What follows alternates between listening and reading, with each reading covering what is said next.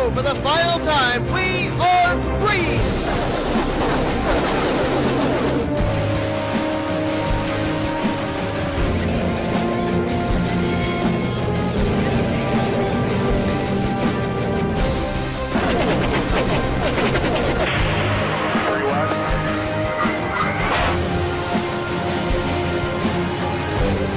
Oh, they make contact! A terrible crash!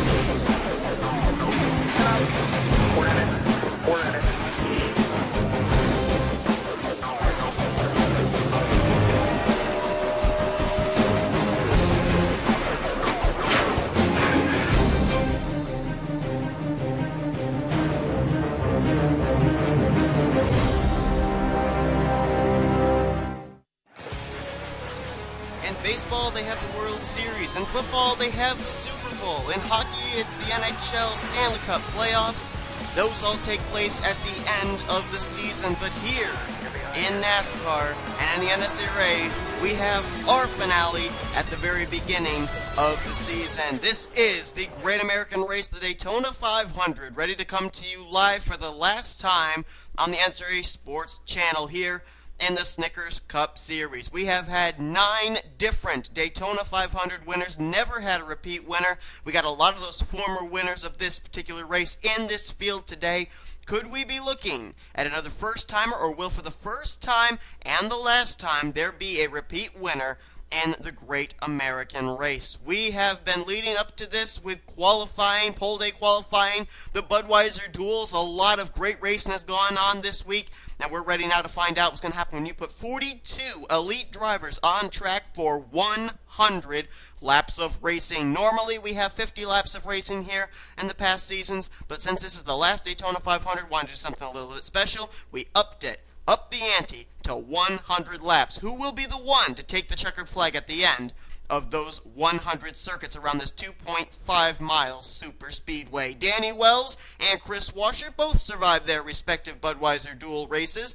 Danny and Chris will be starting on the front row. Danny Wells on the pole position, Chris Washer on the outside of the front row. And then our 2 winners from the Budweiser duels will start off in row 2. Levi McIntyre took the checkered flag in Budweiser duel number 1. A former Daytona 500 winner, by the way, actually the defending Daytona 500 winner, took this event back in season 9. Alongside of him, Anthony McCurry, the lone Audi in this field. He won Budweiser duel number 2, and he'll start in the 4th position. The rest of the field are all compiled based on where they finished in the 2 Budweiser duels.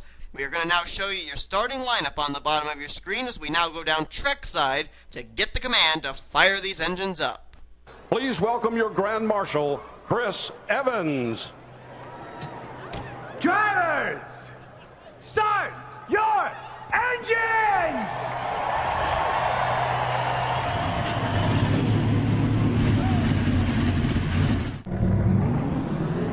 Field goes rolling off behind the pace car. We're about ready to turn them loose. Now, there were a couple of drivers that are starting at the rear of the field due to having to go to backup cars. A big wreck that took place in duel number 2.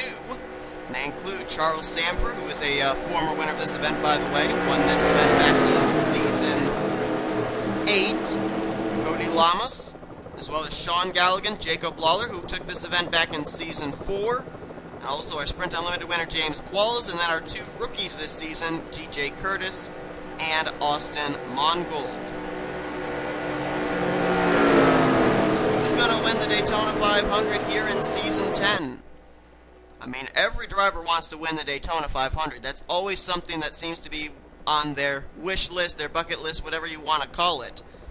But this is the last time that the Snickers Cup Series will be running the Great American Race, and so how much more do these drivers want to win what will be the last time that this event is held here in a Snickers Cup Series event? Danny Wells for Tweenix Racing, Chris Washer for RGE BMW Racing, Levi McIntyre for Young Motorsports, Anthony McCurry for Kyotech Racing, and Johnny Gardner for Gardner Motorsports. So 5 different teams inside the top 5 for the start of this race. 100 laps, that means pit stops will definitely be coming into play. Whether they'll be under green or under caution, that will remain to be seen. But the fans are on their feet as the cars exit out of turn number 4. Pace car is about ready to make the hard left-hand turn down to pit road. And we're about ready to get set here for the final Snickers Cup Series Daytona 500. Danny Wells, Chris Washer, get ready folks, 100 laps await us. Who's going to win the 10th annual Daytona 500? It is green.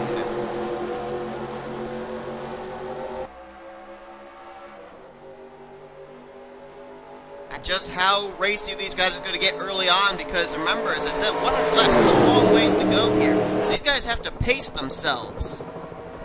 Right now you see the inside line kick in. Danny Wells, Levi McIntyre, Johnny Gardner working together to work the first, second, and third. Chris Washer did not exactly get through turn 1 very well, but and again, he didn't really have much directing help on the outside line. Dylan Poteet, who was, I believe, 3rd or 4th on that outside line, kind of bailed up to the hot air there, possibly planning to fall to the back. That could be strategy here. We've seen a lot of that happen at Daytona, Talladega, and other restricted plate tracks where drivers that start up at the front, they decide, maybe it's just going to get a little too racy for my taste. I'll drop back here and see what happens as Danny Wells does lead the first lap of Season 10 by inches over Johnny Gardner. But now Gardner has the advantage, and he'll go to the lead in the Valvoline number 10 Chevrolet. Chris Washer has now found his teammate Joshua Michaels. They're working together. The BMWs on the inside line, trying to work their way by the Audi of Anthony McCrory. And now it looks like Michaels might actually look to go 3 wide with a little bit of help. I think that might be from Levi McIntyre. No, it's Cold Alley in the 88. One thing that I did not mention is that NNSCRA, after the Budweiser duels, they mandated that since there were going to be double the cars on track that were in the dual races, that they mandated that the restricted plates be put back on these race cars. So they are hitting still 200 miles an hour, 206 going into the corner, but they're not hitting 250 miles per hour like we saw them hit in the Budweiser dual races. Still high speeds here, just not nearly as fast as they were in the Budweiser dual races. And the big reason for that is, and I will mention this, is because with the editing of the track I and up in the grip, that's what helped these cars to go a lot faster. But when they came down to pit road, it created some kind of little glitch where they kind of get stuck into their pit stalls. And knowing that they are going to have to make green flag pit stops at least once, probably twice, maybe even 3 times. Who knows how many times they're going to have to do it. I don't know what the fuel window is for these guys. But that being kept in mind, I mean, these guys, you don't want them coming down pit road and then the whole field getting stuck on the pit lane. A little bit of editing for the track guy and I had to happen here for the Great American Race in order to make sure that this is going to be fair for everybody. As now it's going to go 3 wide. Johnny Gardner gets a challenge. Kyle Matthews, and here comes Dylan Poteet up the inside line. Kyle Matthews won last season at Darlington. He was the only one of the Hendrick Daly Motorsports drivers to win. On the flip side, Dylan Poteet was the only one of the Twinix drivers not to win last season. He hasn't won since season 8 at Dover. That was a fuel mileage race. Jessica Shelton working her way up there on the inside line. Shelton started way back in the pack, 29th place. I'm trying to see if any of our backup machines are working their way up here. They see Cody Lama started 37th, working right now with Ryan Acosta, who was actually the furthest starting of the drivers that did not go to backup cars. Rolled off in 35th position.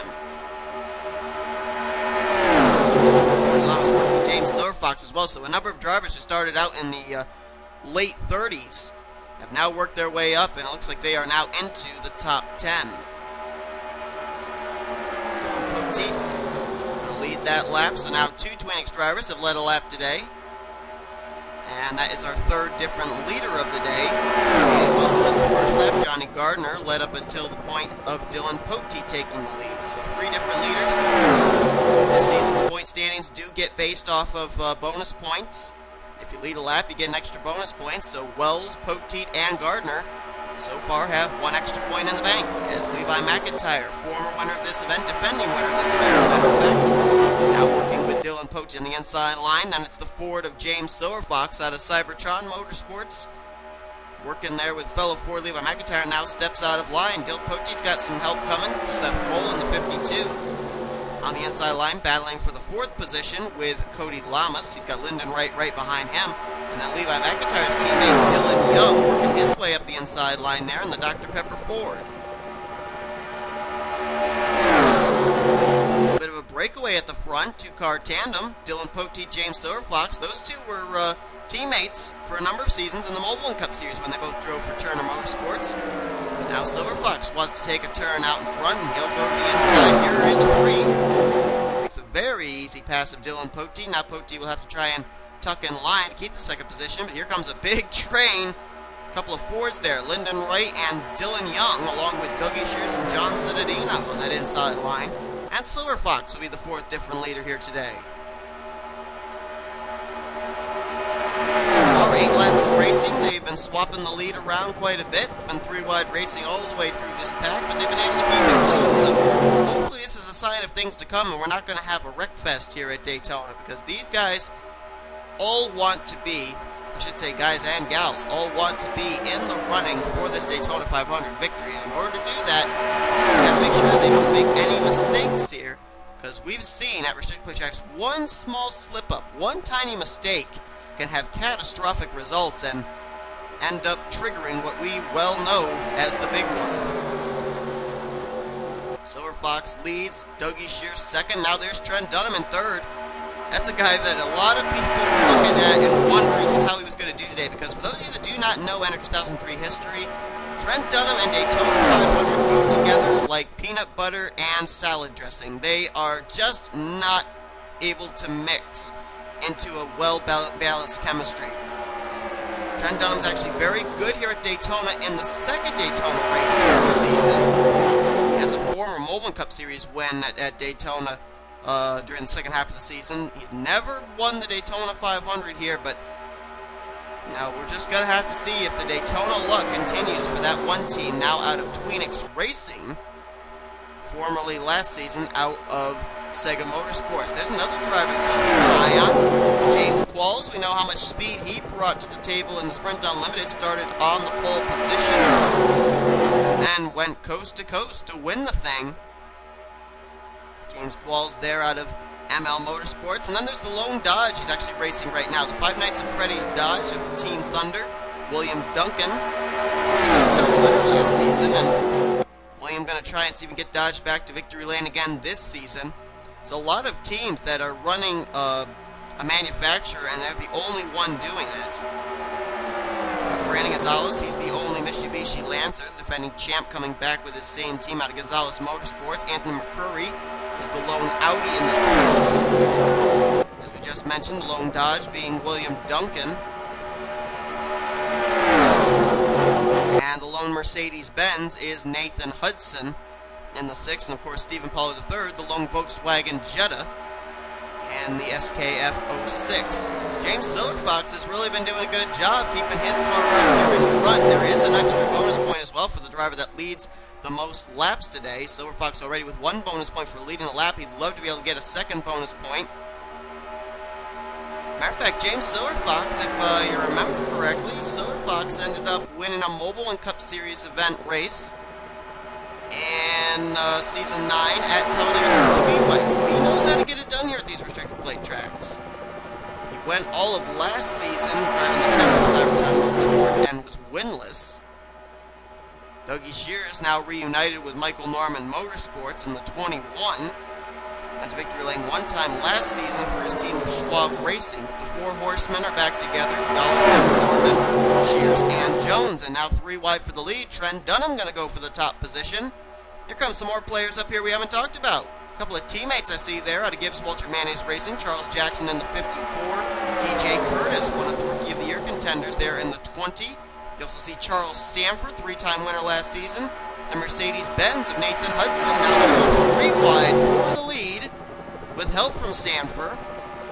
And then there is the 5th entry for Medallion Motorsports right there in the middle line behind Jackson, the Verizon Wireless Chevrolet of Benjamin Miles. So Hudson pushed out to the top position now. He'll try and block all 3 lanes. Down and gets the draft off of Charles Sanford, who pushed him to the lead. DJ Curtis right behind him. And then there's Pichu London, former Mobile Cup Series champion, right there in the 22. And here comes the defending champ, Brandon Gonzalez, in the 23. One thing we have never had before in the Snickers Cup Series is a driver win the championship and then win the 500 the year after. Brandon Gonzalez right there with Anthony Murray. Will he maybe be able to do that? We'll see. Still a long ways to go. 14 laps completed. That leaves us a total of 87 still left to run here today at Daytona International Speedway. Brandon Gonzalez down to the inside, drafting help from McCrory. Bob Jones right there as well, former Sprint Unlimited winner, so he knows how to win at Daytona. There's Seth Cole behind him. And Chris Dollerton's been a long winless streak for that 33 team. He'd love to find victory lane again here in the biggest race of them all. So the defending champion, the Mitsubishi Lancer, Brandon Gonzalez, paces us under the long green flag run so far of 15 laps. We will step aside for a quick commercial break and be back once again for the action here in the Great American Race Daytona 500 on the NSCRA Sports Channel.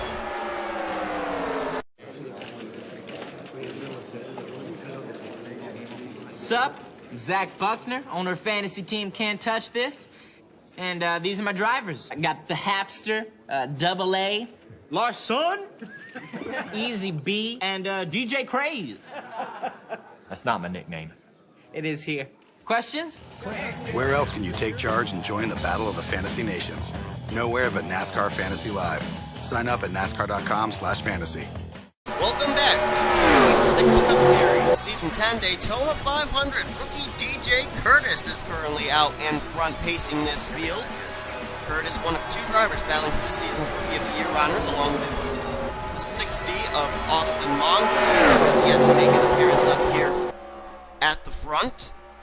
Cody Lamas right now in second, with his teammate Kyle Matthews running right behind him in third. There you see Mongold heading that middle line, back somewhere just outside of the top 10. The Ford EcoBoost number 60.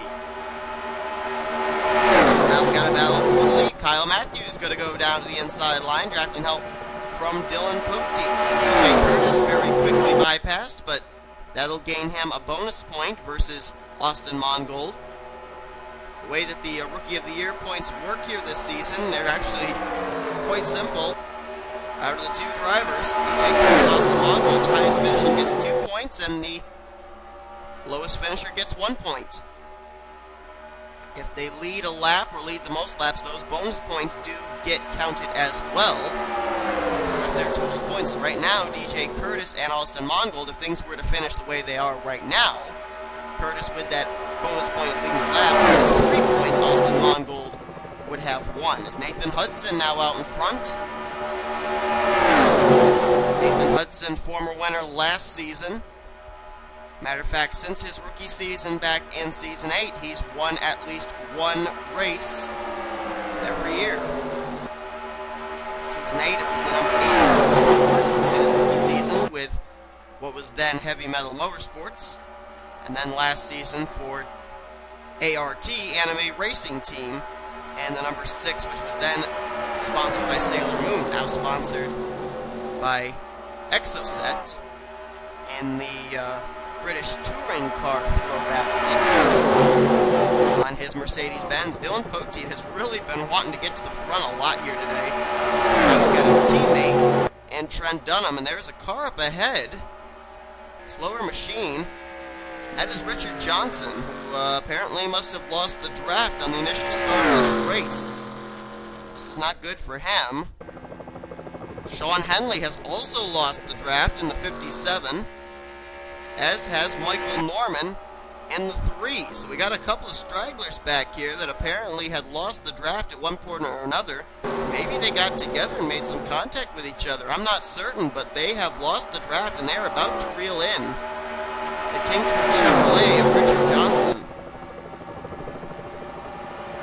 None of those drivers had to go to backup cars for the start of this race, so it wouldn't be anything about that they don't know what's underneath them.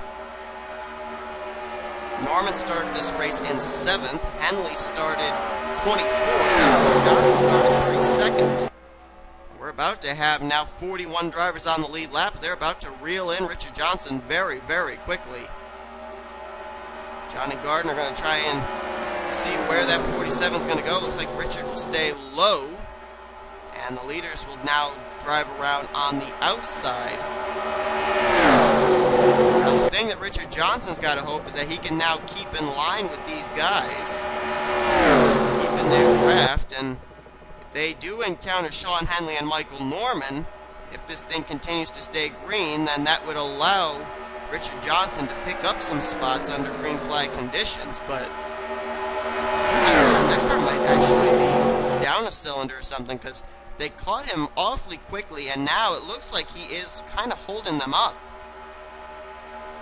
They were racing 3 wide, several rows deep, and when you come up on a car that's running about 5 miles per hour slower, just that slight difference can really hold up a big group of cars, and you see them all very gingerly making their way around Richard Johnson's machine, so that indicates to me that Richard Johnson is not quite up to speed with these guys. There may be something wrong under the hood of his Chevrolet.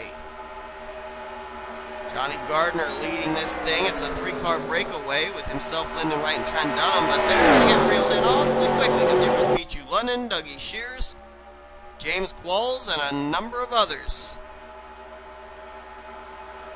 Looks like they finally are starting to make short work of Richard Johnson. I believe he's now fallen back to the tail end of this pack. So now these drivers will all bunch back up again, and they'll probably start racing it up at the front one more time. There you see 3 wide already. Trent Dunham starting to fade back from this group. Pichu London as well. See some teammates working there. Chris Washer, Joshua Michaels. Not the first time we've seen those BMWs working together today. We found each other very early on at the start of this race. Not really much opportunity for teammates up here at the front besides those BMWs. All the other drivers up here don't have any teammates in sight yet.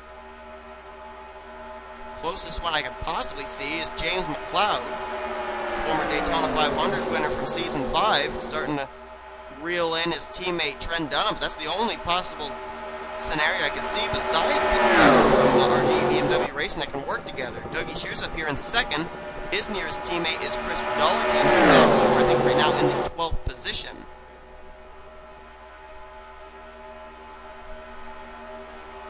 Still single file at the front here. Nobody really willing to pass the number 10 veteran Muppets Chevrolet of Johnny Gardner.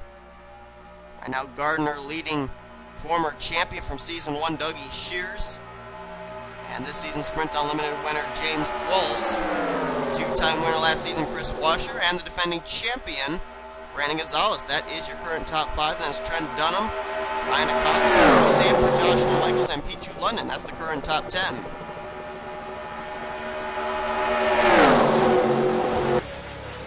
We are getting close to what I should think should soon be green flag pit stops. So we will take yet another commercial break here. Johnny Gardner is the current leader. So we are nearing the 30-lap mark, almost 1/3 of the way through today's race here in the Great American Race Daytona 500. Today we're going to talk about drag. And that can slow an object down. So in NASCAR, is this good or bad? Layla? Bad, because when you go slow, you lose. You lose. Sponsors disappear. No one will talk to you. All of a sudden your jokes aren't funny. But when you go fast, you win, and you feel happy. Plus your parents take you out for ice cream. You had me down and you brought me right back up. To the bus, I'm driving, we're getting some ice cream. NASCAR Acceleration Nation, where kids can play games and learn math and science the NASCAR way. Go to accelerationnation.com to get started today. Back at Daytona here for the Great American Race. Caution flag out here on lap 29. And folks, you're not going to believe this, but for the very first time in the last Daytona 500, we have a debris caution. That's right, folks, a debris yellow here in the Snickers Cup Series.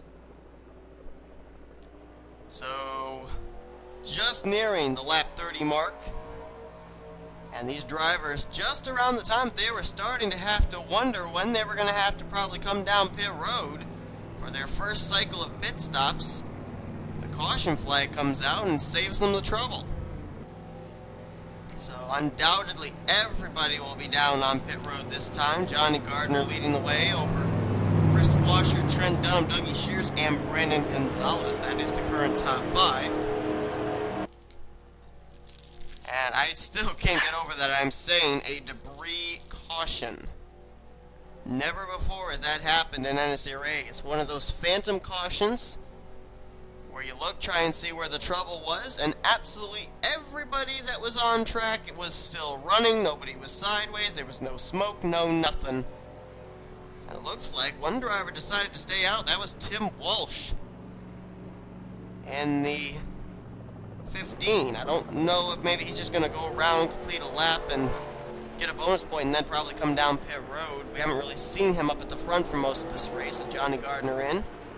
Let's go to our pit lane camera and watch the battle off pit road. Richard Johnson also staying out, but he was recently put a lap down. This is going to be a big break, too, for Michael Norman and Sean Henley. Both of them had lost the draft, and now they'll be caught up with the lead pack.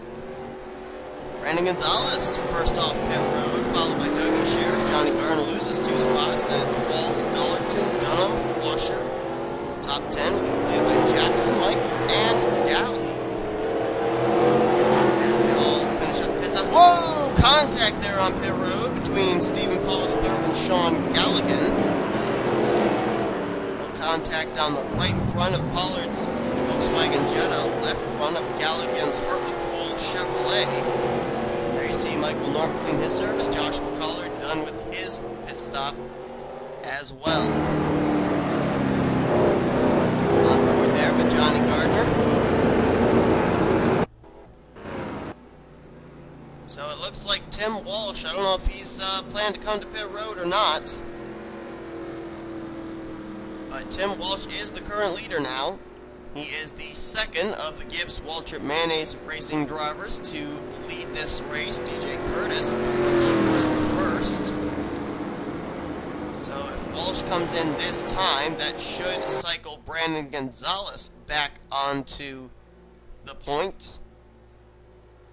And it should put the rest of the top 5 is Dougie Shears, Johnny Gardner, James Qualls, and Chris Dollarton. However, doesn't look like Tim Walsh is planning on pitting, so this is interesting. I don't know how far these drivers can stretch it on fuel, but Tim Walsh definitely putting himself off the pit sequence as the lap machine of Richard Johnson is coming to pit road. So we're under the first caution of the day, debris caution here at Daytona. Don't go away, we'll be right back after this for the restart in today's Great American Race.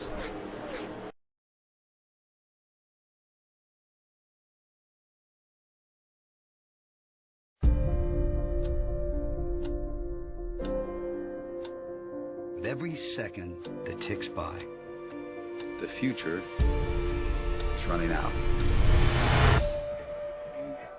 Newton? That's not mine. What's not yours? The pen. I've never...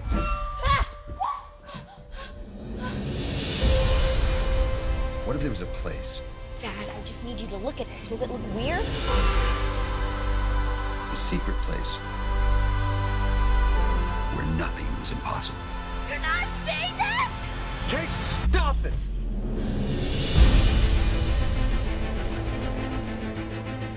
Go away! Did you see the dog? Cool. I want you to take me there. Take you where? Where'd you get this? Who are you, kid? What you saw was a place where the best and the brightest people of the world came together to actually change it. We've been looking for someone like you for a very long time. Why? Did something happen over there? Something bad? They followed you here? Who? Come on! Get in! How is this a good idea?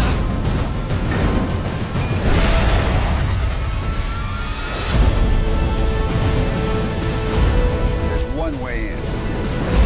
They know we're coming, so follow me.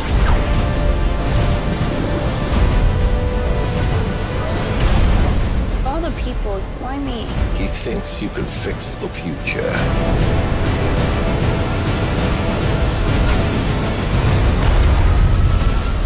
Hang on!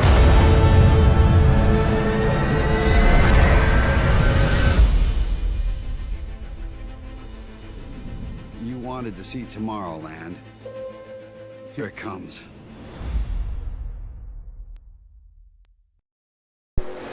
Welcome back to the Daytona 500 here in Season 10 of the Snickers Cup Series. Working our first caution of the day, a debris caution on lap 29. We're now getting ready to go back to green on lap 33. One driver on the inside line, the lap machine of Richard Johnson. He's the only driver out of the initial 42 who took the green flag to start this race that is off the lead lap.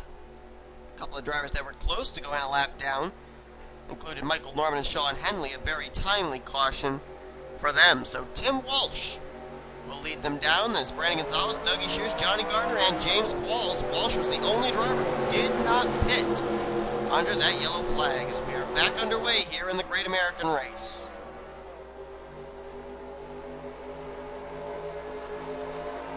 Richard Johnson now looks like he might be up to speed, as he is right now hanging with these guys, and apparently when they came down pit road, they must have fixed something on that 47. He is now up to speed with these guys, and he's about to try and maybe challenge back onto the lead lap there from Tim Walsh. No, look at that inside line. Big run with Johnny Gardner, Chris Darlington, Chris Washer, Charles Jackson as well. They flew down the inside of the back straightaway. And now it's looking like, whoa, whoa, whoa! Tim Walsh coming to pit road, and they were 4 wide for a second as the 15 tried to dip his Toyota down beneath the double yellow line. They are able to keep it green now. Tim Walsh now making a pit stop, and this will put him off the lead lap. So I think what Tim Walsh is expecting, he's got to be strategizing this thing maybe to go green all the rest of the way. And if these drivers came down pit road on lap 29, let's say the fuel window is 30 laps, Tim Walsh maybe saving some fuel under caution, not coming down here till now lap 34, that means that Tim Walsh might be able to make it on just 2 more stops, whereas these drivers might have to make it on 3. So interesting strategy played out there by the 15. The thing that would really hurt him, though, is if a caution came out. He's undoubtedly fall off the lead lap. There they are already going around the 15 machine, so Tim Walsh now a lap down. We'll see if that strategy is going to work out in his favor. Awfully early to start strategizing, but sometimes you have to strategize early in order to come out with a great result several laps later. Just saw some skid marks there in turn 3. I don't know what that was all about. I guarantee you that the caution that we were under was for debris. There was no contact between any driver when that yellow flag waved. So those skid marks there in the entrance of 3 are a bit of a mystery, because right now it is Chris Darlington out in front. At 33 has not been to victory lane since season 8 at Talladega Super Speedway. My dog is barking, I do apologize. It was Chris Darlington who put that 33 in victory lane. It was Megan Atkins, the last driver in that 33 car to find victory lane in the Snickers Cup. Johnny Gardner right behind him. There's Dougie Shears. Now going to move Johnny Gardner out of the way. Wants to work with his M&M teammate. James Qualls there. Ryan Acosta. And Charles Jackson. That is the top 6 at the current moment. So now my question would be, what would have caused those skid marks in 3 and not brought a caution flag out? Let's look and see if there are any stragglers this time. And there is one, Stephen Pollard III. However, I would surmise the reason the 06 is off the pace right now is more than... Oh, wait, no, he's got some damage. He's got some damage on the right side of his Volkswagen Jetta. And his speed is very rapidly decreasing. He's running 194 down the front straightaway, and we know the leaders were hitting around 206, 207. The speed's still decreasing on that 06. He's now 192, now 191. Now 190. Something is wrong with that car. He is rapidly slowing. I think that car might have a tire rub or something. I don't know what happened to him, but something is amiss on that machine. And I don't know if rightly that would be what caused the skid marks in 3, but it seems like if that were the case, Steven wouldn't have been as close to the rear of the field as he was. And now that car leveling out around 188. So troubles early on for Stephen Pollard III. Not the first driver to encounter trouble today. Now, I don't know how heavy the contact was between him and Sean Galligan during those pit stops. We know that they did make some contact with each other, but the question is, was that what caused the damage on the right side of Stephen's car, or was it something else? And now we got a bit of a breakaway up here. Dougie Shears crossing the line in the 15th position, then it's a long ways back to a second group, so something tells me that maybe the 06, maybe we had something happen where they saved it and we didn't have a caution. Pete Chulin is the leader. Let's look back, take a look at a replay, see if we can pinpoint what exactly happened to Stephen Pollard III. Well, we were successful in pinpointing where the damage came on the 06. It was actually that contact between himself and Galligan that we saw on pit road. We also have been able to pinpoint where those skid marks ended up coming from in turn 3. This was still under the caution flag. The drivers had just returned back onto the racetrack. And the pole sitter, Danny Wells, there's kind of a stack-up that takes place in turn 3. I don't rightly know what exactly starts the whole stack-up, but drivers were kind of coasting through the turn 3 area. You can see a little bit of contact was made right there. I think that was between Dylan Pote and Jacob Lawler. And now Danny Wells, he's on the brakes. He's making sure he doesn't run into anybody. Nathan Hudson's right into the back of him, though. And he's going to turn the 4-car around under the yellow flag. Right there you see the 4-car snaps around. Tires go into a wheel spin, and he's going to slide down the racetrack here. And there you can see, makes those skid marks that we saw in the entrance of turn number 3. So it wasn't anything under green that caused them, but there was a little bit of an incident there between the 6 and the 4 that put those skid marks in that area. So apparently, Stephen Pollard III off the pace due to some contact on pit road, and the skid marks made by a little bit of a stack-up under the yellow flag. Let's go back live. So Pichu London, the former Mobile One Cup Series champion, leading this race. Lyndon Wright right behind him, Brandon Gonzalez, and Charles Jackson. There was actually a list that was put together at the beginning of the season of top 5 drivers who really needed a victory this season. And one of them actually won. That was James Qualls. He won the Sprint Unlimited. He hasn't won a points-paying race yet, but still a trip to victory lane.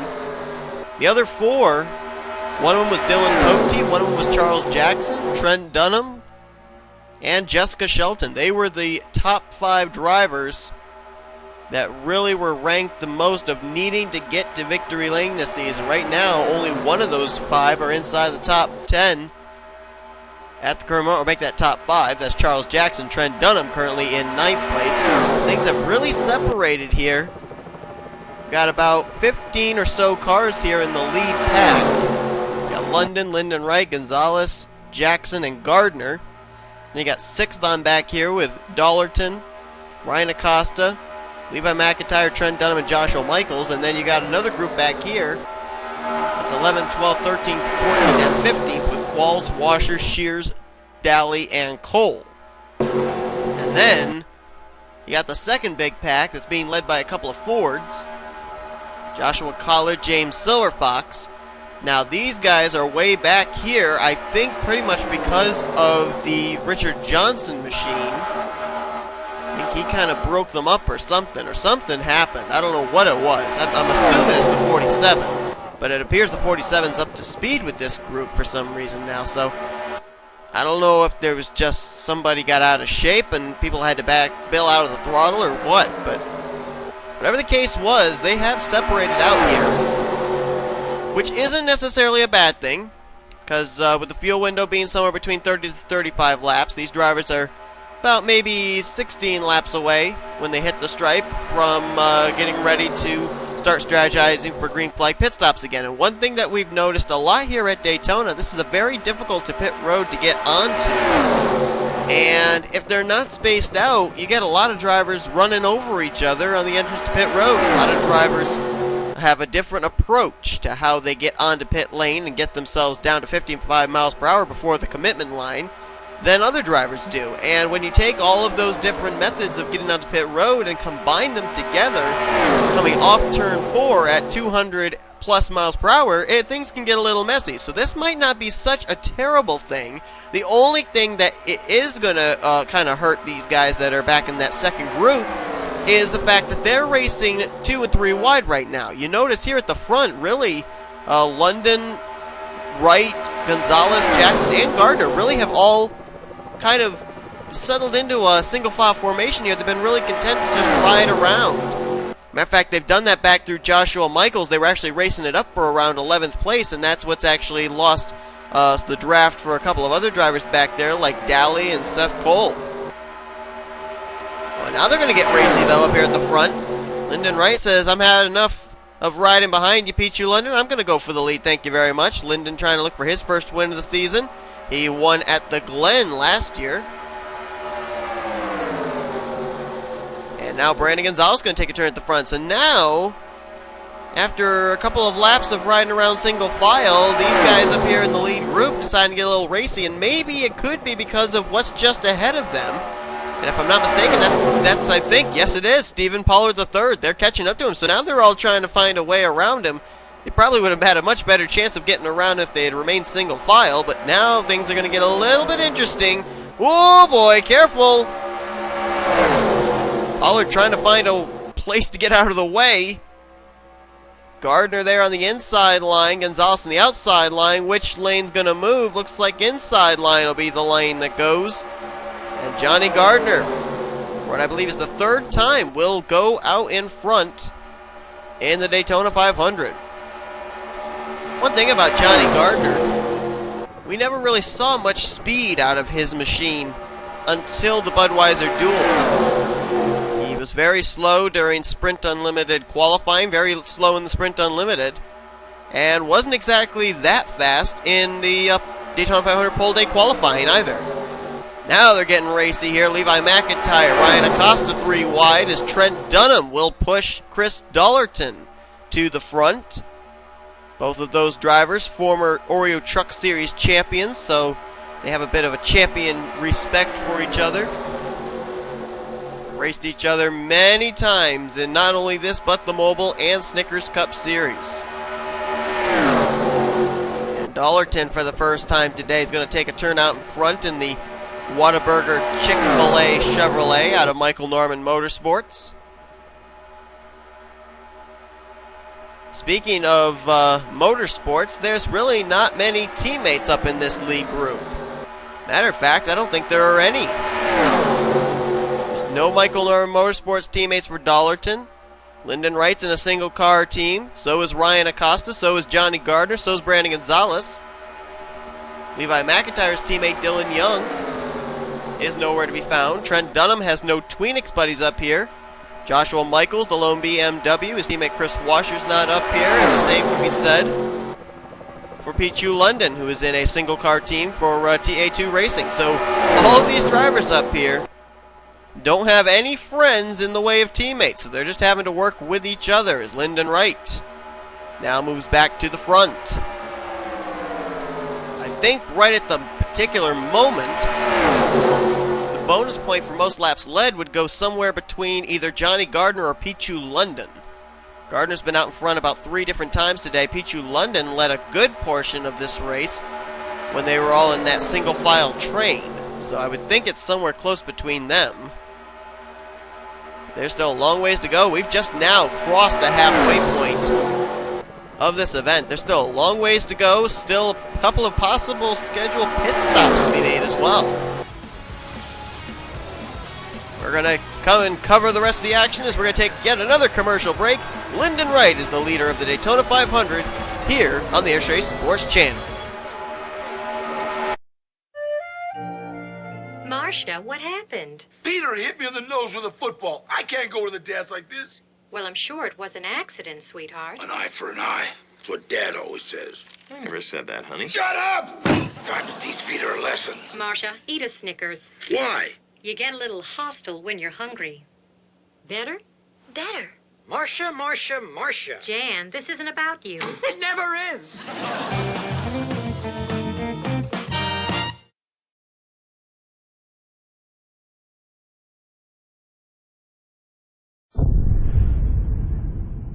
Rated M for mature.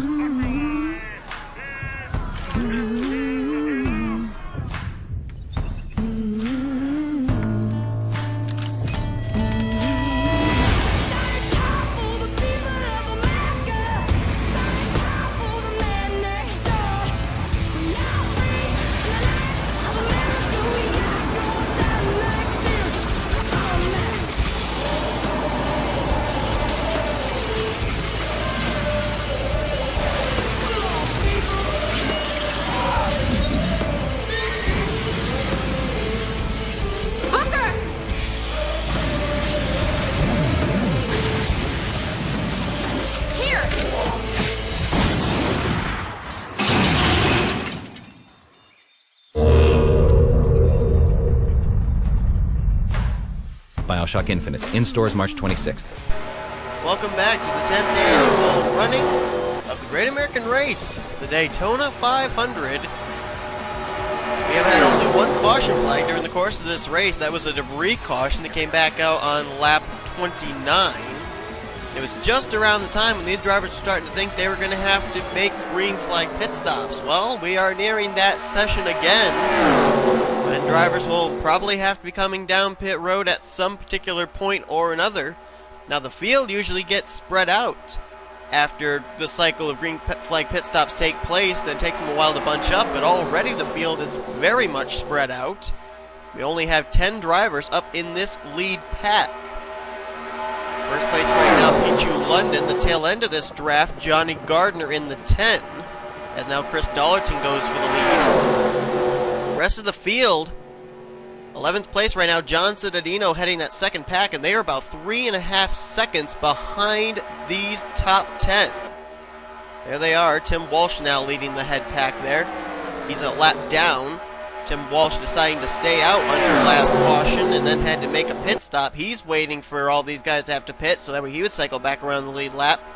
And there we go. Looks like we already got pit stops that are going to take place. First car off track to make a pit stop will be the 25 of Jessica Shelton, the Napa Chevrolet out of Retro Racing Enterprises. So pit stops are taking place here. Benjamin Miles in as well, along with Cole Daly. And new leader of this race is Joshua Michaels. Here comes Trent Dunham to the inside. Now the question is, when do these drivers up here in the top 10 decide that they're going to come to pit road? Now the drivers that just pitted, 2 of them were Hendrick Daly Motorsports drivers. The other one was Retro Racing Enterprises. Looks like someone's coming to pit road. A lot of drivers moving up the track there. Well, maybe not. No. I thought with them almost making it 4 wide there that maybe Lyndon Wright had hand signaled he was coming to pit road or something. Not the case. As now Johnny Gardner will go back to the front. Cole Daly off pit road. Saw Jessica Shelton coming out of turn number 1. So the top 10 right now are in a good position at the moment. As I said, about 3.5 seconds over the rest of the field, and now they're going to have the benefit of pit stops on their side as well. Well, London moving up the track there. I think Johnny Gardner's coming to pit road. He is. He's going to be joined by 4 others. Dollarton, McIntyre, Gonzalez, and Jackson coming in this lap. So half of the top 10 deciding to pit here on lap 59. If anybody else behind them decide to hit pit road, Joshua Collard's in. James Silverfox, William Duncan. I think looks like Nathan Hudson is signaling he's coming to pit road this time. Indeed he is, in the Mercedes-Benz. I think Zach Buchanan already hit pit road. There's Seth Cole. He just was on pit road, now merging back on track. And now Lyndon Wright going to the inside of Pichu London. Let's see when these drivers come in. Looks like Lyndon Wright's coming in, along with Ryan Acosta and Trent Dunham. So Pichu London and Joshua Michaels deciding to stay out an extra lap. Any other drivers here coming down? Yes, indeed. Cody Lamas, John Citadino, Chris Washer. There's the pole sitter Danny Wells. Scored in 13th. Dylan Poteet, Austin Mongold. There's Henley. It's like James McLeod already has been on pit road. Here comes Anthony McCrory and Jacob Lawler. Zach Cannon already made a pit stop, and here's the battle for the lead. This may not really matter much because I have a feeling both Joshua Michaels and Pichu London will be hitting pit road this time. And indeed they are. But Pichu London a lot more conservative coming to pit road than Joshua Michaels was. You can see how Joshua Michaels opened up a bit of a gap between himself and London when the two of them hit the pit lane. Austin LaPlante is in, Kyle Matthews, Michael Norman, Charles Sanford. Dylan Young now hitting the pit lane as well, and I believe this will be the end of the cycle of pit stops. I believe everybody else has been in. Sean Galligan leaving the track. So here's Lyndon Wright, just now heading into 3, along with Ryan Acosta. Car that we're going to have to keep watch of is the 22 of London. There he is. Actually, it's Michaels who got out ahead of him. So Joshua Michaels would cycle around as the leader. And we're watching for Lyndon Wright. I might have just seen him. I think he just crossed the line with Ryan Acosta. So they are going to be catching these guys very shortly, and we'll see who's going to cycle around as the leader here. Here comes Lyndon, Seth Cole, Ryan Acosta, Trent Dunham. Look at Pichu London. He's going to try and battle for the lead here down the back straightaway, heading into 3. Not going to be able to do it, though. Has to give way to Joshua Michaels' BMW. So it looks like Joshua Michaels will be the leader coming around here. Maybe not, though. Look at Seth Cole. Big run around the outside line with help from Lyndon Wright. And Seth Cole will go to the lead. So after the cycle of pit stops, oh, wait a minute. They're saying Kyle Matthews is in second, and they're saying the leader's DJ Curtis. Wait a minute. Where's the 20? 20 car of DJ Curtis being scored as the leader. There he is. He just made a pit stop. So he led another couple of laps, apparently. So I think they're saying Matthews cycles around as the leader. There he is. And indeed he did. Now it's a battle between himself and Seth Cole. So a couple of drivers who were not up in that lead pack now up in it. Seth Cole and Kyle Matthews. Just saw Tim Walsh hitting pit lane. Now apparently what he was really hoping for was a caution flag, so he'd be back on the lead lap, now having to pit again. This will probably knock him off the lead lap one more time. Sean Galligan just now going a lap down as this lead pack caught him. And it will be Joshua Michaels now moving to the lead. So after the cycle of pit stops, Seth Cole was scored as the leader. It's now Joshua Michaels. Trent Dunham now moving to second. Third is Seth Cole. Fourth, Pichu London. Fifth, Ryan Acosta. Levi McIntyre, Kyle Matthews, Ryan Acosta, Johnny Gardner, and Chris Dullerton. That is the lead pack here, and that is the top 10. Cole Daly right now is scored in 11th position. Charles Sanford just took 12th from Austin LaPlante. LaPlante now back to 13th.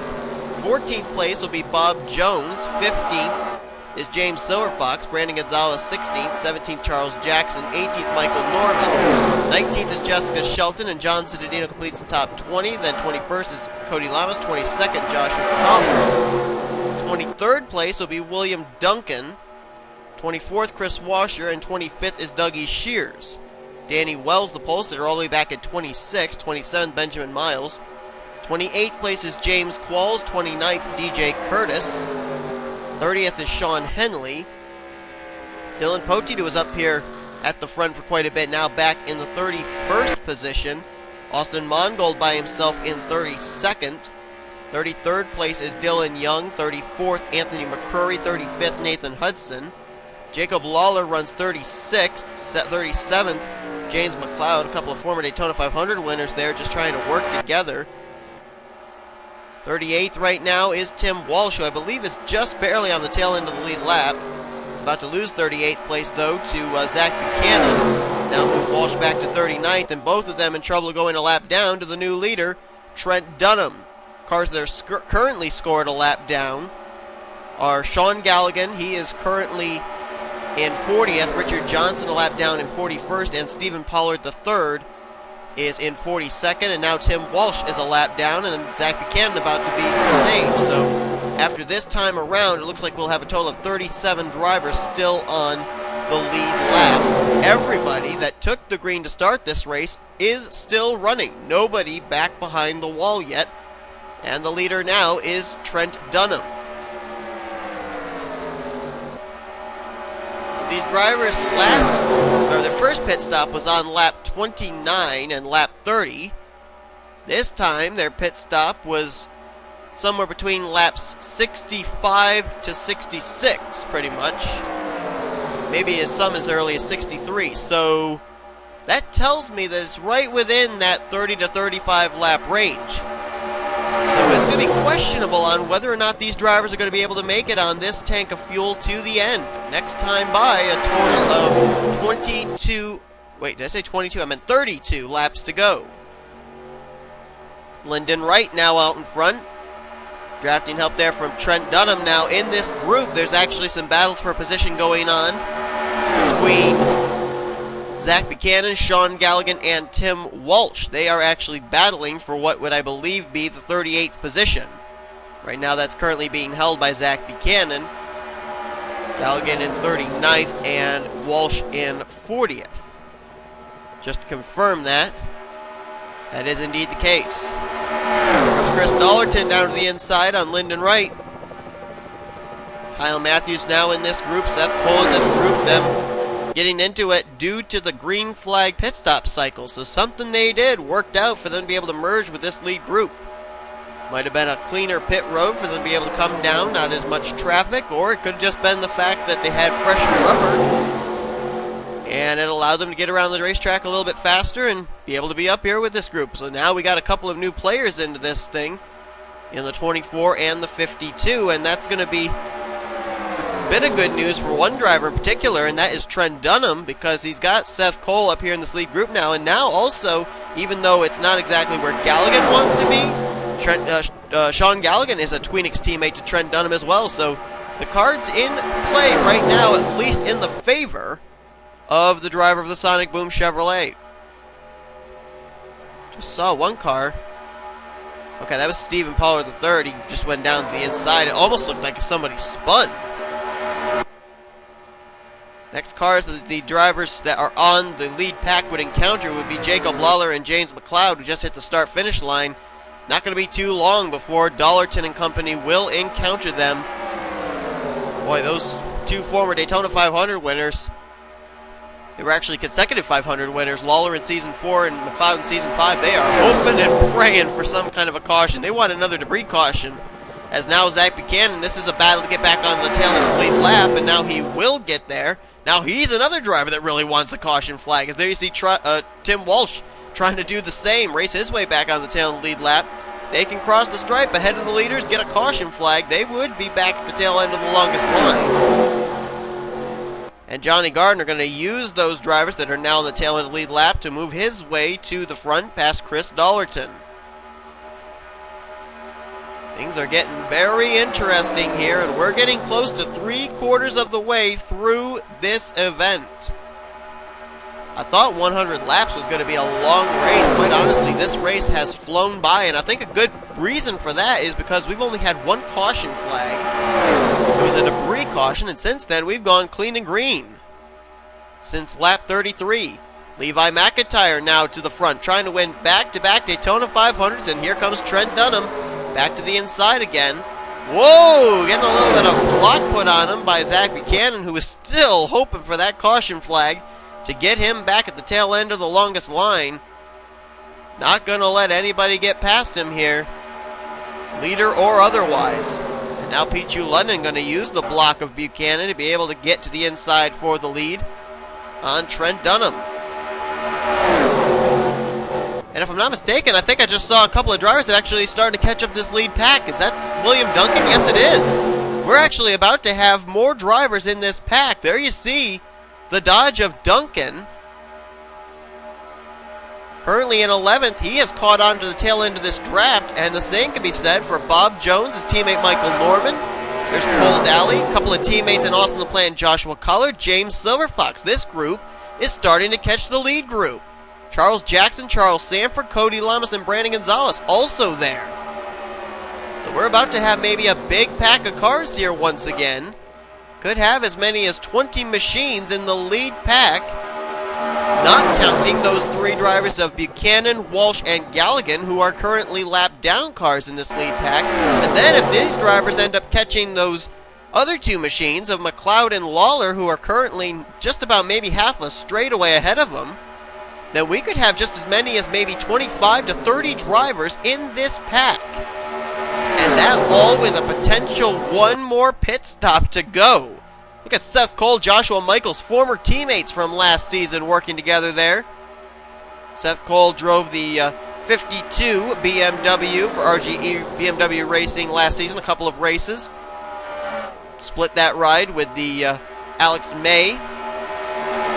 Oh man, they are racing hard now. Look at William Duncan. He's finally caught this lead pack, and now he's worked his way all the way up to the 5th position, and all those others have caught up as well. Daly's now in the lead group. So is Bob Jones. So is Michael Norman. Charles Sampras in this lead group. We got some new players up here at the front. And more often than not, green flag pit stops really separate out drivers and everything. This one actually seemed to bring more drivers into play into this thing. Look at back there. You see Cody Lamas now back in the lead group. Charles Jackson, Joshua Collard, Austin LaPlante. There's a lot of drivers that we haven't talked about for a good portion of this race that now are possibly in the running for this win, but it's still Pichu London out in front. We are past the 3/4 of the way mark here in the Great American Race, and we got about 25 drivers in this lead pack, as here comes William Duncan. Big head of steam to the inside. No drafting help for Pichu London. And the only Dodge in this field is going to go out to the lead here in the Great American Race.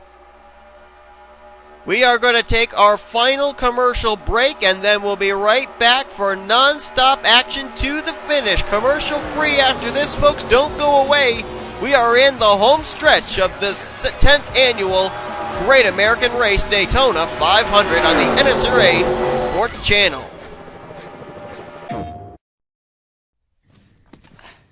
How is it that you're never scared? Who says that I'm not? What are you scared of?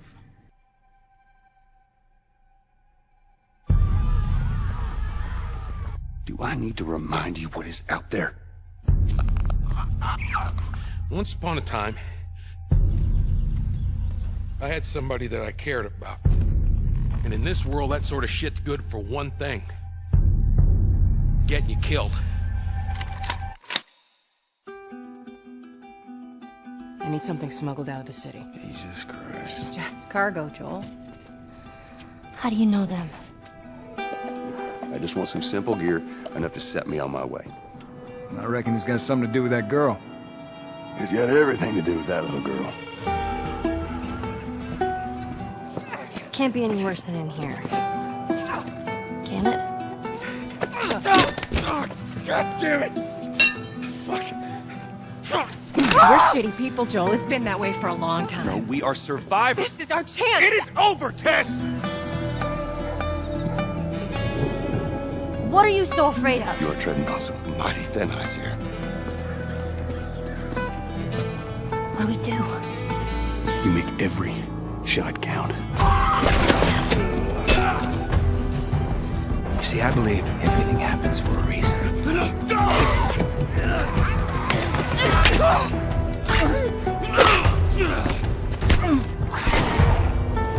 We don't have to do this. You know that, right? After all we've been through. Everything that I've done. It can't be for nothing. PlayStation. All units, 1199 Beacon Mental Hospital.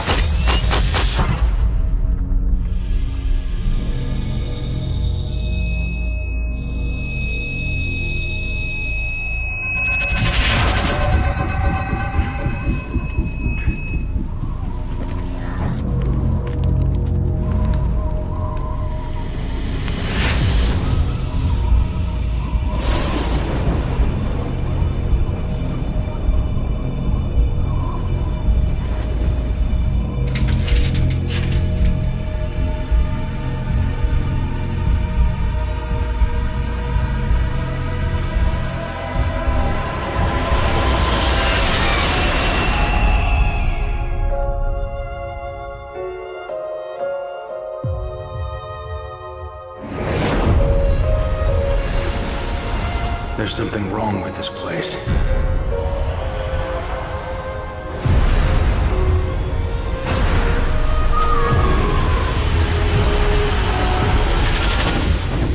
God damn it!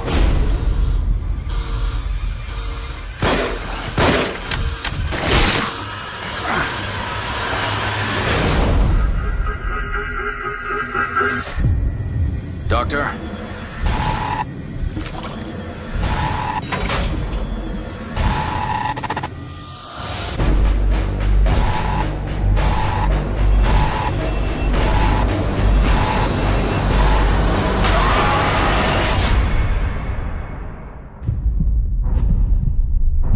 Am I going crazy? Will you be able to live with yourself knowing what I'm gonna make you do?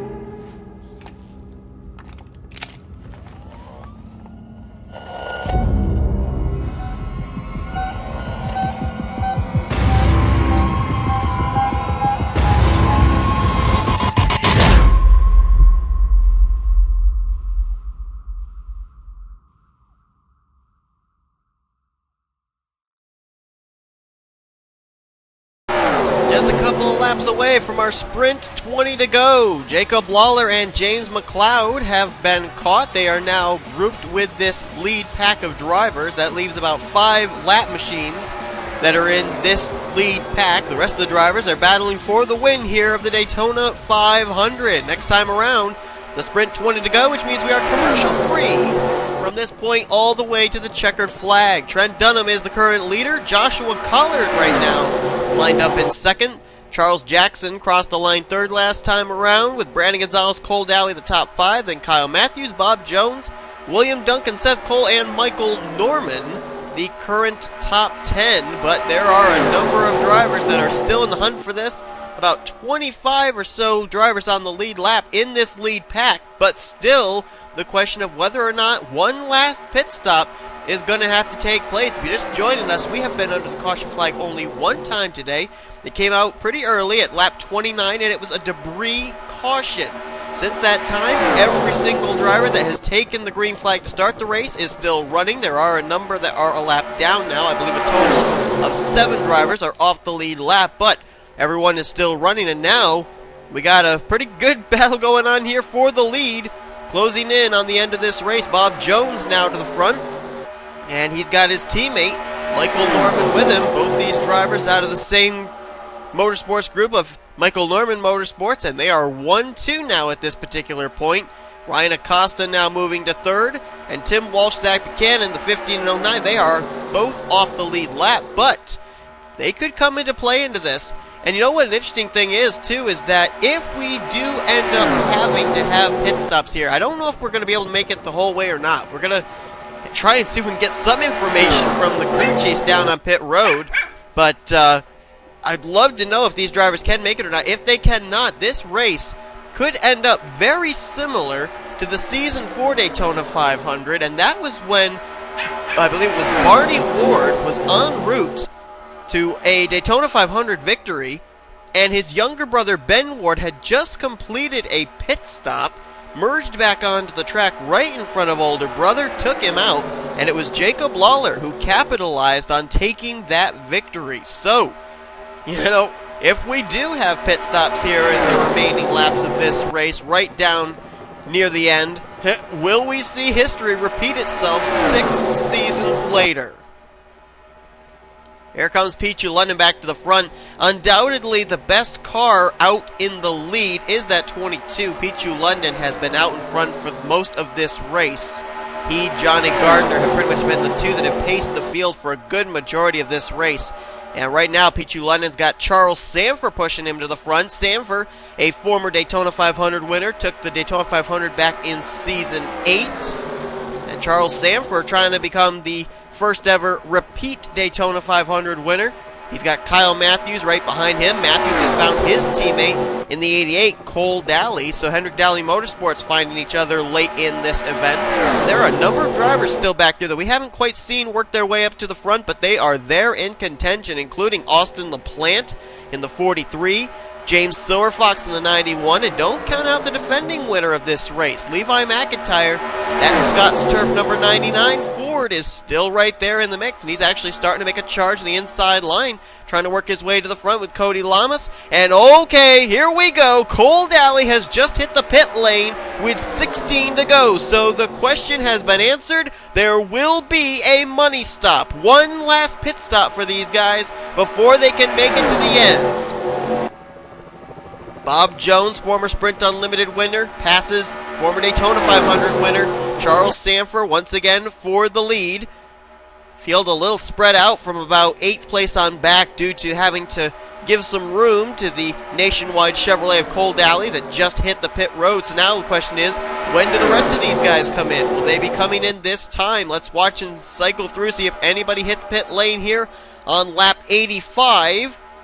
And it looks like Seth Cole came to pit road. So Seth Cole in the 52, giving up a spot inside the top 20 to come down and pit. Now remember, Seth Cole, it was green flag pit stops the last round that got him up here into this lead pack. So maybe playing out the same kind of strategy here late in this race.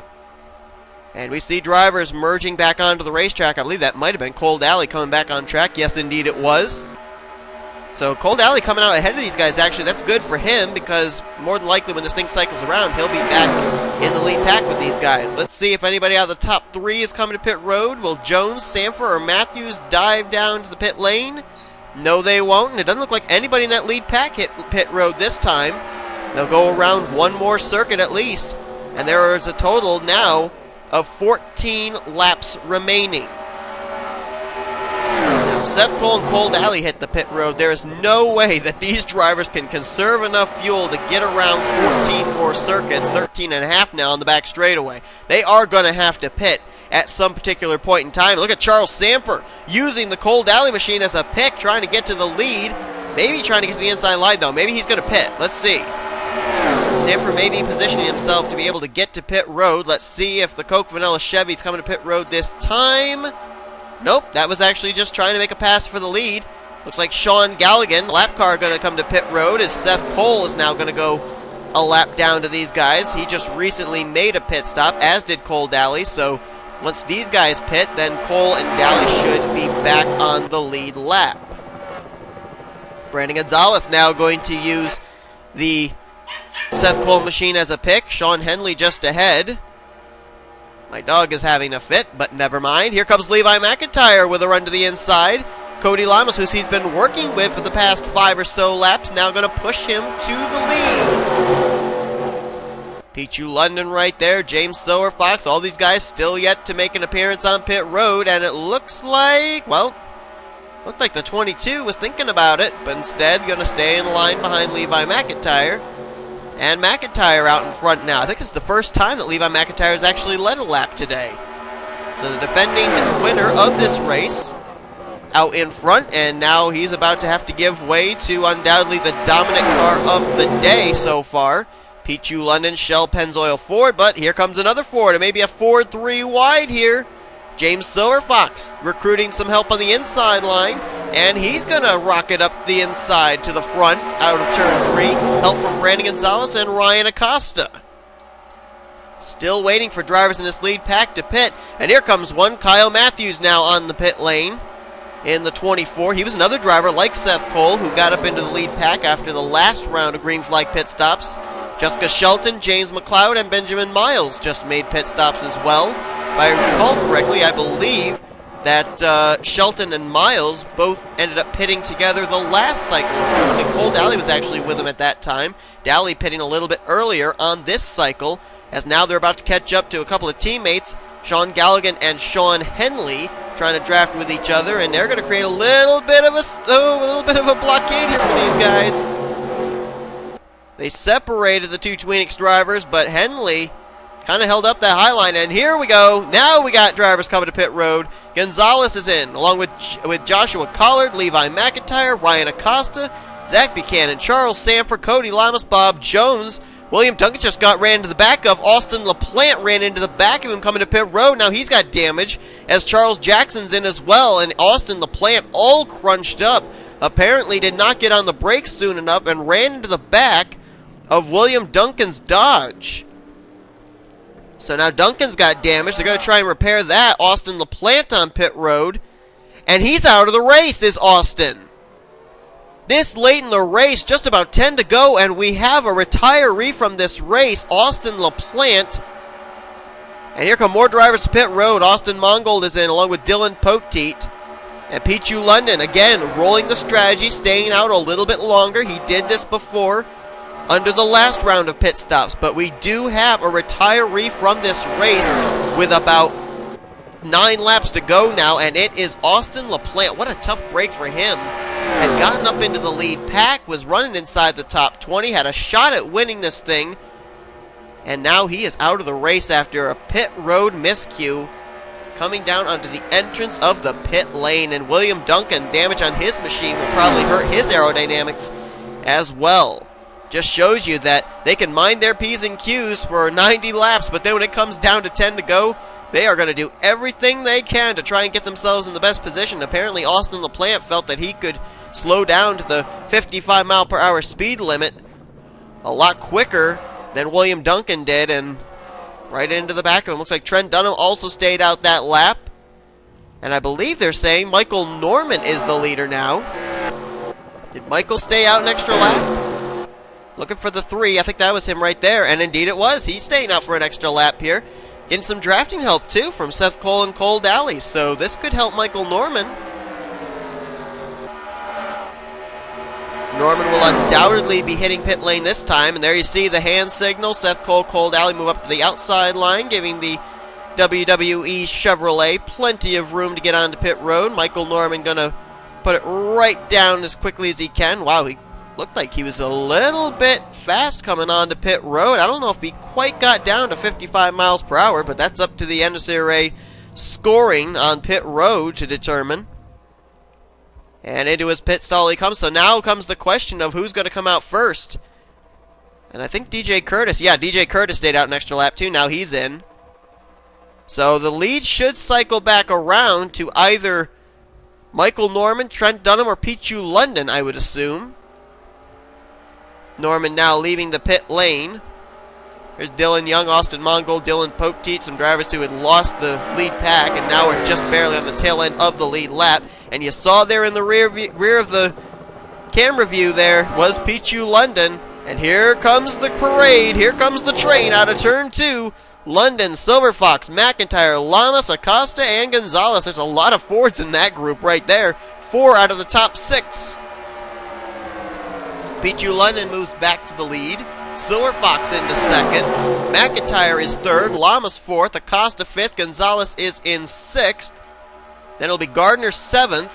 Eighth now is Charles Sanford, who has lost touch with these guys. He's got to kind of use the lap machines of Stephen Pollard III and Zach Buchanan to catch back up. Kyle Matthews currently scored in 9th, and Trent Dunham completes the top 10. Michael Norman now takes a slot. Trent Dunham's actually in 9th, and Michael Norman's in 10th. And then you got Lyndon Wright, Joshua Collard, Bob Jones.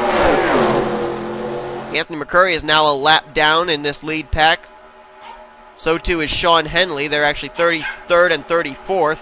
And there's Chris Dollerton in the 15th position. So the top 15 are fairly close, but this lead pack right here containing would be, I gotta count them here, 7, I believe, 7 of the cars that are on the lead lap.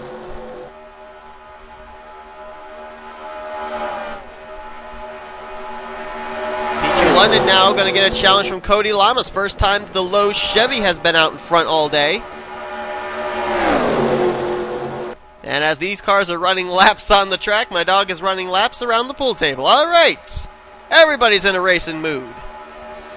Next time around, it will be 4 laps to go, and here comes Brandon Gonzalez. Remember, I said it's never been done. The champion from the last season has never won the following Daytona 500. Could we be seeing history here? He's getting some help from Zach Buchanan in the Golden Corral Chevrolet. Now here comes Buchanan. He and the lap car of Tim Walsh both trying to get back on the tail end of the lead lap as they're trying to work their way by.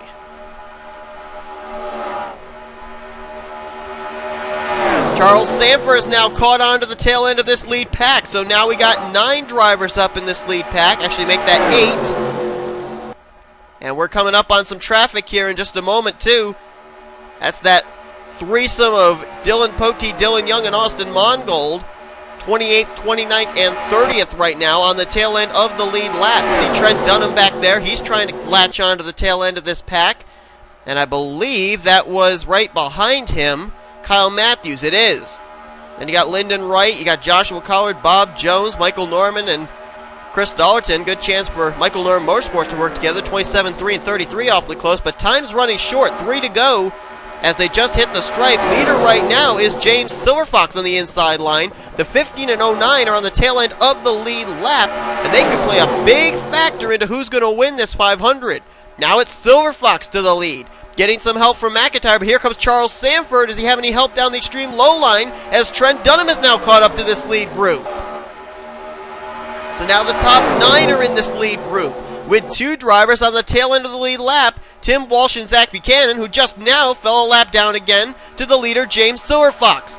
2 to go. Kyle Matthews has now caught the slipstream. He could be a factor still in this as he tries to catch the lead pack. At the line, it's Silverfox. Here comes Sanford with a run to the inside, looking for his second career Daytona 500, and Pichu London is pushing him there. Trent Dunham right behind as well. Ryan Acosta, and now Johnny Gardner dives to the inside. Kyle Matthews is now caught up as well, with 1.5 laps remaining in the Great American Race Daytona 500. Sanford now works to the inside, tries to put Tim Walsh a lap down again. Pichu London going to follow him at second. Dunham to third. Silverfox now slides down in fourth ahead of Levi McIntyre.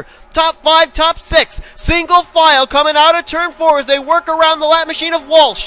White flag displayed this time. Dunham looks low for second. Charles Sanford's got to do a lot of mirror driving as they start to catch up to some more traffic, but they may not be a factor. Trent Dunham still side by side for second as Sanford's going to try and throw the block into one. He does. Holds off those Sega's machine for one more time here, down the back straightaway. If Dunham makes a move, will anyone go with him? He's got London behind him, McIntyre there. Here comes Dunham looking low. Will anybody draft with him, or can Dunham do it by himself? Sanford going to try and throw the block into 3, but Dunham is there, and London offers the drafting help. Here we go, out of turn 4 for the final time. London gets a big run out of turn 4. Trent Dunham going to mirror drive all he can. Here comes London, help from Levi McIntyre at the line. It's going to be the outside line, and the curse is broken. Trent Dunham has broken the Daytona 500 curse, and he has captured the last ever Snickers Cup Series Daytona 500.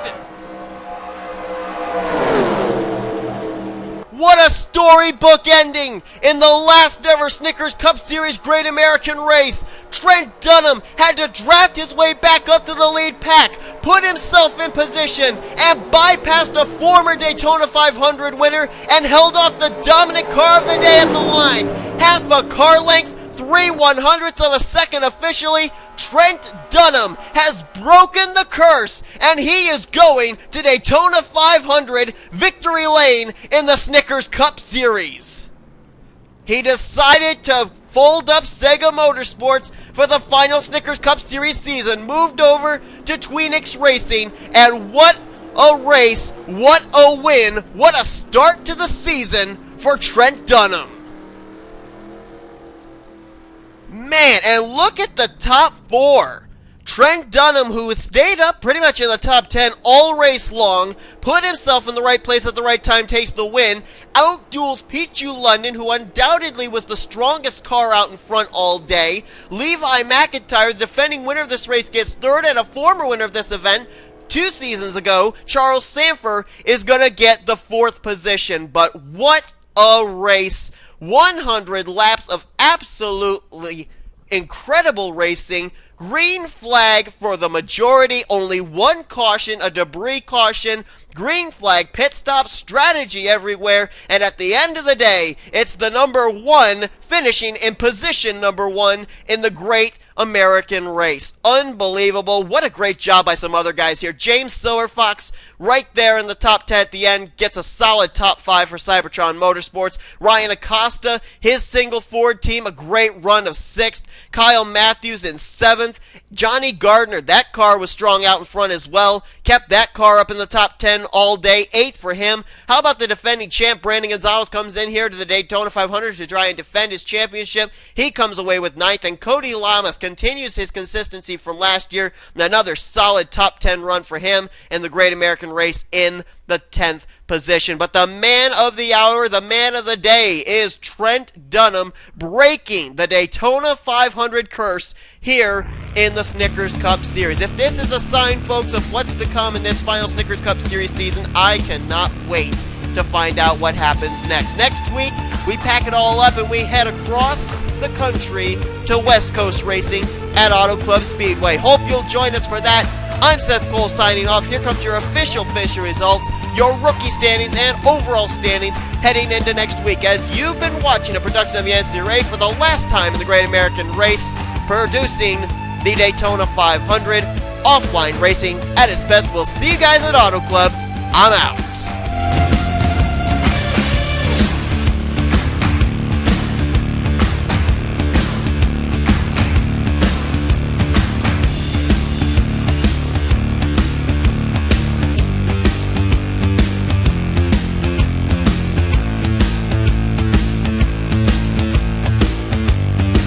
By the mafia and a serial killer, and I was haunted by the jester. I died. What? Whoa! What the? The arson. Whoa! Stop it! A whammy, a big whammy. An arsonist. The arsonist won. Oh, you can lick the tears. They taste good. You don't know you. Where you going?